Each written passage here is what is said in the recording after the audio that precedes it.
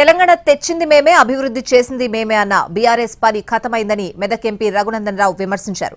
సొంత జిల్లాలో ఎమ్మెల్సీ ఎన్నికల్లో నిలబెట్టేందుకు అభ్యర్థులు కరువయ్యారని ఎద్దేవా చేశారు. బీఆర్ఎస్ పార్టీకి ప్రజలు ఎప్పుడో సీఆర్ఎస్ అంటే కంపల్సరీ రిటైర్మెంట్ స్కీమ్ ఇచ్చారని విమర్శించారు. వరంగల్ జిల్లాలో గ్రాడ్యుయేట్ ఎమ్మెల్సీ అభ్యర్థిగా పక్క పార్టీకి ఒక ఆయన తెచ్చి ఆయన మీద 50 కోట్లు పెట్టిరు. మరెందుకు ఈ జిల్లాలో టీఎన్జిఓ ఉద్యమాన్ని నిర్మించి తెలంగాణ ఉద్యమంలో పెన్ డౌన్ అన్నా గన్ డౌన్ అన్నా అన్నిటికీ ముంగట్టున్నటువంటి దేవి ప్రసాద్ లాంటి ఒక ఉద్యమ నాయకుడు ఉంటే 10 ఏళ్ల ముందు మీ మాట నమ్మి వాలంటరీ రిటైర్మెంట్ తీసుకున్నాడు.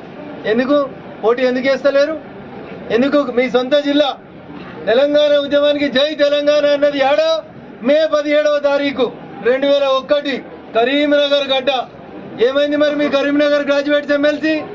ఎందుకు పోటీ చేస్తలేరు? ఎందుకు ముఖం సాటేస్తున్నారు? అంటే ప్రజలు, తెలంగాణ ప్రజలు టీఆర్ఎస్ ని బీఆర్ఎస్ గా మార్చిన మరుక్షణమే ఆ పార్టీకి నేను చాలాసార్లు చెప్పినా, మళ్ళీ చెప్తున్నా, సిఆర్ఎస్ ఇచ్చిర్రు, కంపల్సరీ రిటైర్మెంట్ స్కీమ్ ఇచ్చిర్రు.